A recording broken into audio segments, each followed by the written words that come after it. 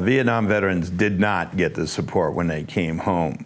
But one of the good things that came out of it, I think you will find that the Vietnam veteran today is the most supportive of the Iraq and Afghanistan veterans, because we knew what it was to come back and not be appreciated. And we've supported generals and senators and congressmen who realize that it's not the soldier or Marine or that determines where we go, where we fight. It's our politicians. So if you got a gripe against the veterans, you should be griping against the person who you elected who sent them there.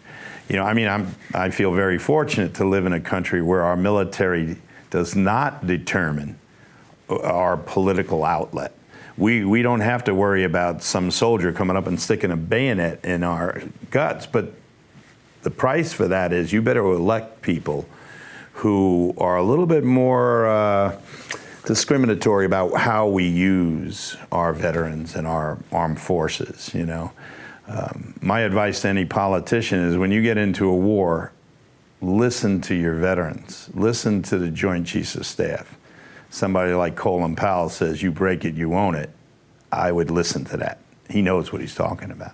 Well, I'm on the board of the National Veterans Foundation, which is one of the few groups that doesn't try to compete with the other groups. Veterans will call us and we will recommend them to Wounded Warrior. Basically what we do is if a veteran needs a loan, a veteran's loan, they don't know how to do it, they call us, we direct them, we guide them through the process. If they need therapy, especially for post-traumatic stress disorder, we show them where the clinics are within their area. So we're a service to all the other groups. I think one of the problems a number of veterans groups has, they're all good intention, but they're within competition of each other, and we really shouldn't be. We can consolidate a lot of these programs and funnel the money more to where it's needed. You know, we've lost almost 3 times as many Vietnam vets from suicide than we did in the actual conflict.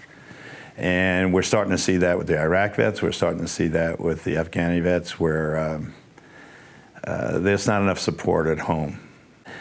There was a lot less problems in World War II, and it wasn't just because it was a different war. World War II, you know, when it ended, people just didn't come home. We had millions of troops around the world. It took months for them to come home. Well, during those months, the soldier, the Marine, was with comrades who had shared the same experience. It was a self-therapy. And I think we could work a little bit more on those lines, like literally letting somebody out with 3 months to go in the service and saying, no, you will spend those 3 months with these people who experience the same thing. We can make that part of the actual service to have a group therapy. That's one step, but there are other things we can do. We can make it easier for veterans to get to groups, support groups in some of the remote areas, you know. It's hard, you know, somebody comes back and they get sent back home to Iowa, and there might not be another, I mean, how many people are in Wyoming, period, you know? So the vets are scattered. We got to have a focal point where they can meet and gather. I'm a Marine, you know, and we have a lot of pride in service, and I don't know, even to this day, whenever I do a play, a lot of my Marine buddies come. We don't lose contact.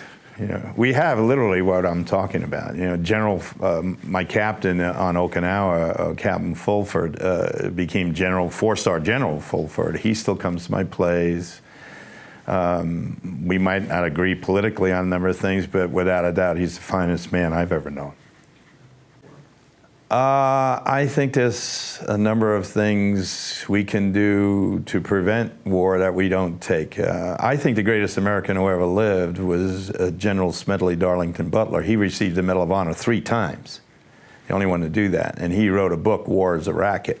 And he said the first step to stopping war is make it illegal to make a profit.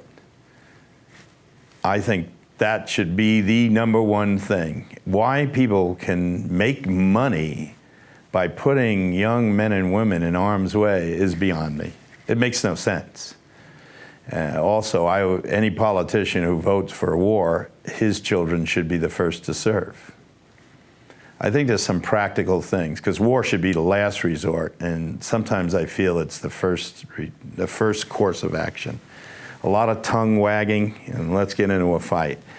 There's other ways of doing it, you know.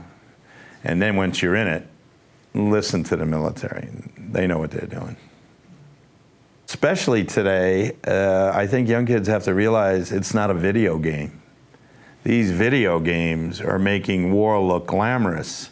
I think every parent should take his child to a VA hospital and see. It's a hell of a price to pay. Now, sometimes it's worth it. I won't argue with that.